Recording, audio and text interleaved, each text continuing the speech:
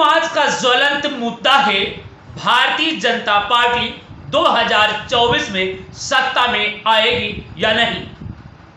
अब भारतीय जनता पार्टी के सपने पर चकनाचूर होते नजर आ रहे हैं।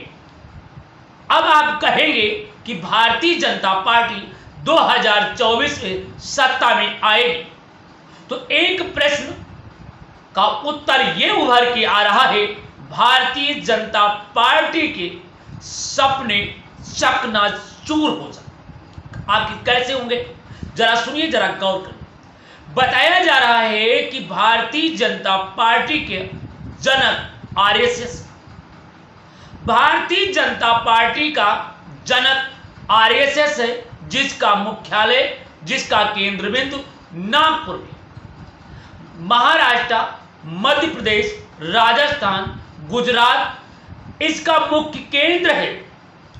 इन राज्यों में भारतीय जनता पार्टी मतलब आरएसएस की लंबी पकड़ है, और लंबी पकड़ होने के कारण भारतीय जनता पार्टी अन्य जगहों पर किसी को पनपने नहीं देती। जहां पर भारतीय जनता पार्टी तोड़ और मरोड़ की राजनीति सीखे है, वहीं पर भारतीय जनता पार्टी अब इस तरीके की संकट में पड़ गई है। एक तरफ विधानसभा के 5 राज्यों के चुनाव, तो दूसरी तरफ लोकसभा 2024 के चुनाव में अब मुश्किलें खड़ी होती नजर आ रही। अब आप पूछेंगे कि भारतीय जनता पार्टी की मुश्किलें और उनकी सपनों पर, 2024 के पीएम बनने के सपनों पर कैसे पानी फिर रहा है, तो जरा सुनिए, जरा गौर करिए। मैं बताना चाह रहा हूं, भारतीय जनता पार्टी के जनक आरएसएस का एक गुट टूट गया है, जो जनहित पार्टी बना लिया है। मतलब वो स्वयं पार्टी बना करके अब चुनाव मैदान में उतर आए हैं। बताया जा रहा है कि आरएसएस भारतीय जनता पार्टी का जनक है, उसका पिता कह सकते हैं, उसका जन्मदाता कह सकते हैं, उसकी लगाम कह सकते हैं।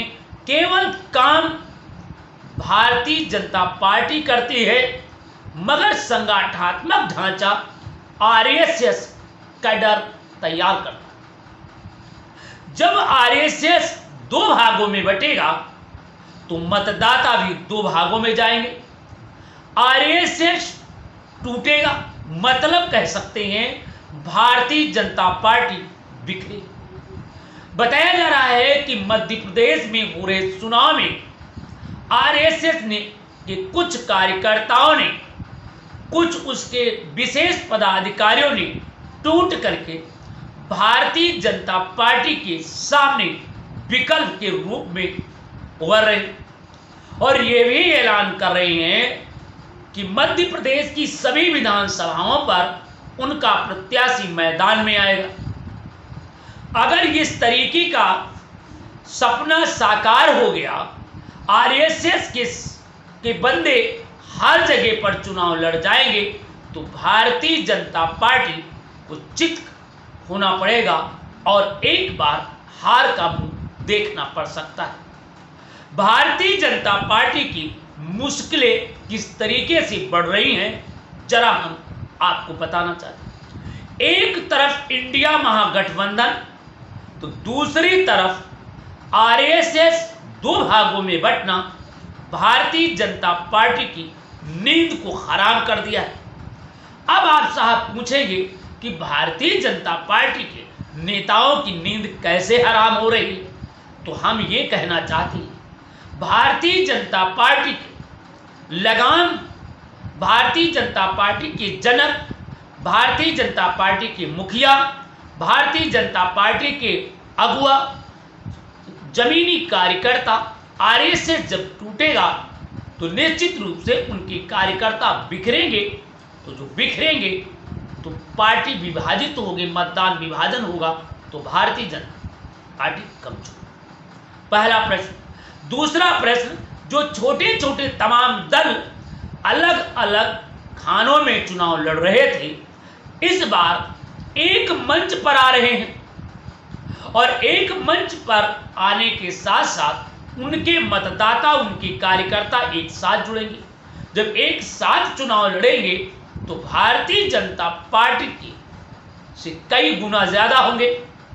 बताया जा रहा है कि 60 से 65% अगर उनके कार्यकर्ता एकजुट हो जाए, उनकी वोटों को जोड़ लिया जाए तो अभी से 65% हो जाएंगे। तो 65% जब अगर हो जाएंगे तो भारतीय जनता पार्टी की मुश्किलें वैसे खड़ी नजर आ रही हैं।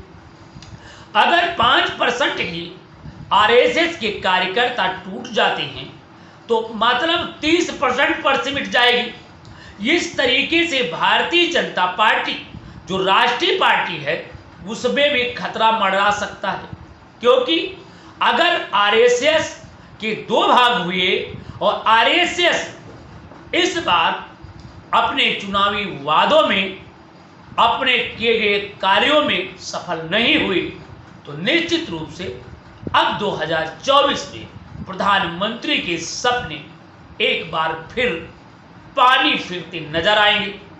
वैसे बात किया जाए तो उत्तर प्रदेश सहित तमाम जगहों से तमाम बातें सन करके सामने आ रही हैं। ये आ रहा है कि आरएसएस अब नई पार्टी बनाने जा रहा है। उनके आरएसएस से टूटे हुए कार्यकर्ता नई पार्टी बनाएंगे। मध्य प्रदेश में चुनाव लड़ने का ऐलान कर दिया है। उन्होंने भारतीय जनता पार्टी की जम करके धज्जियां उड़ा रहे हैं। अब देखना यह है क्या वास्तव में भारतीय जनता पार्टी कमजोर होगी या नहीं, ये तो वक्त बताएगा। परंतु जो सत्ता के गलियारों में है, जरा गौर करके इसे विचार करिए।